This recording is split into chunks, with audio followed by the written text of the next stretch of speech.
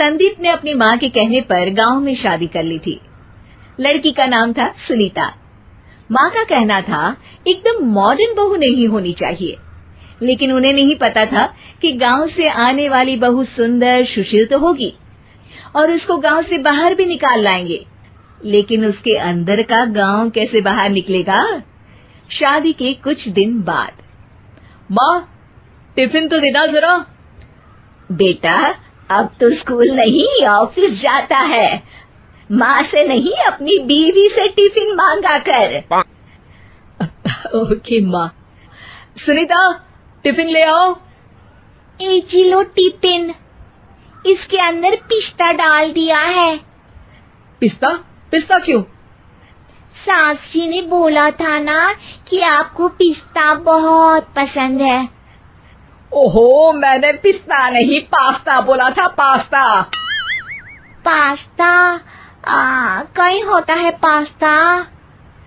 अरे बेटी तू रहने दे, मैं बना दूंगी।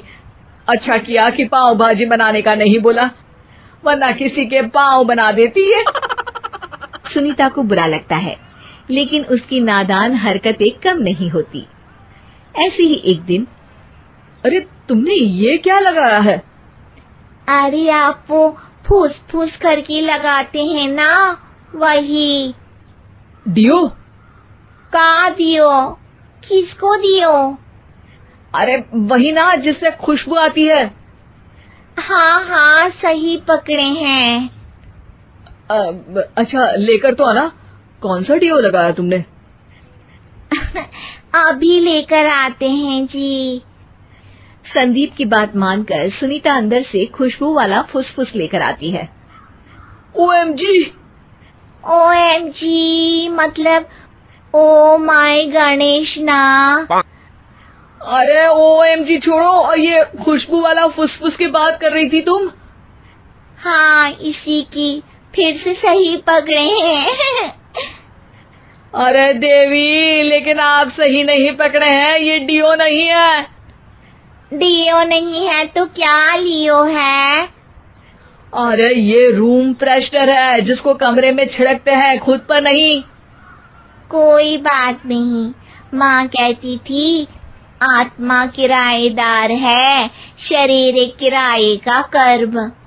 हम शरीर पे ये डाल लिए तो क्या फर्क पड़ जाएगा। अरे बहू, ओ बहू, मेरे लिए फल तो ले आ, फिर मैं बाजार जाऊंगी। सुनीता अपनी सास के लिए फल लेकर आती है। अरे बेटा, पपीता, तरबूज और सेब फल ऐसे कैसे खा लूं? काट कर तो ले आ। माँ जी, मेरे गांव में तो खेत से उठा के सीधा खा लेते हैं। अरे ये तेरा गांव नहीं है ना। अरे संदीप, तू ही कुछ समझा देना इसको बेटा। मैं कैसे समझाऊं माँ, ये तो माइक्रोवेव को भी भट्टी बोलती है। कल मैंने बोला हाय कैसी हो, तो बोलती है किसी को हाय नहीं लगानी चाहिए। अरे सुनीता, तेरा क्या होगा?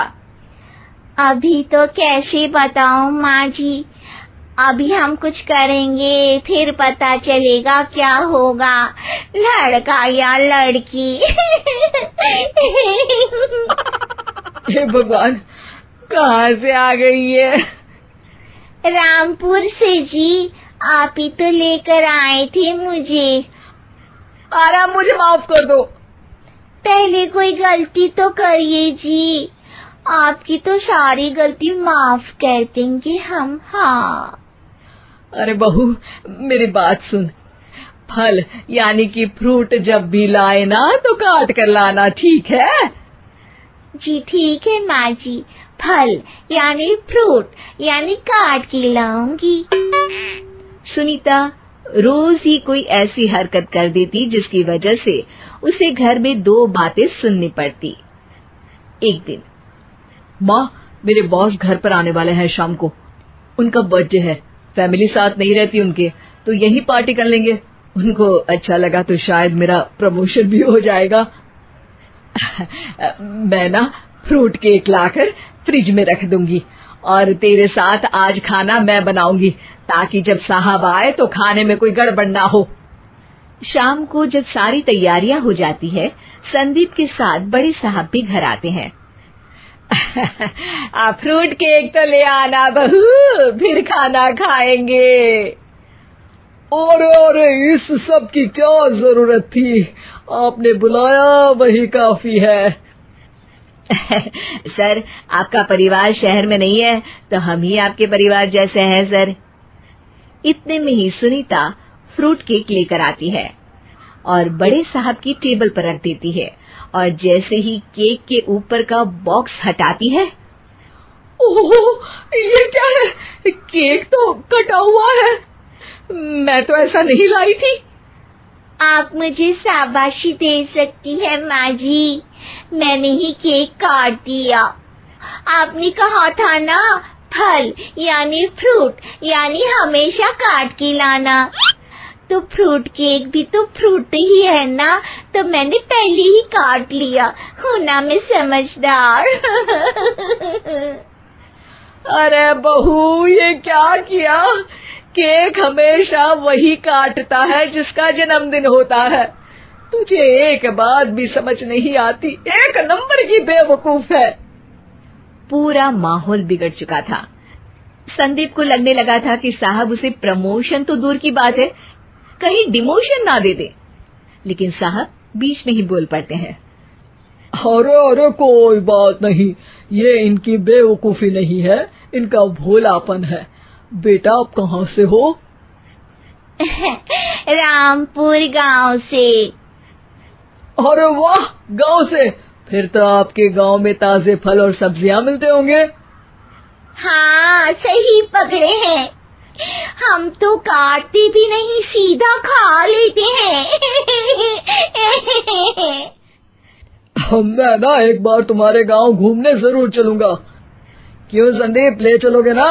मुझे गांव घूमना बहुत पसंद है। बस फिर क्या था, संदीप और सास दोनों खुश हो गए, क्योंकि साहब को सुनीता ने गांव की बात करके खुश कर दिया था। अब संदीप का प्रमोशन पक्का था। शिक्षा, कभी भी किसी भी गलती पर घबराना नहीं चाहिए। हो सकता है कि उस गलती की वजह से आगे बड़ा फायदा हो जाए।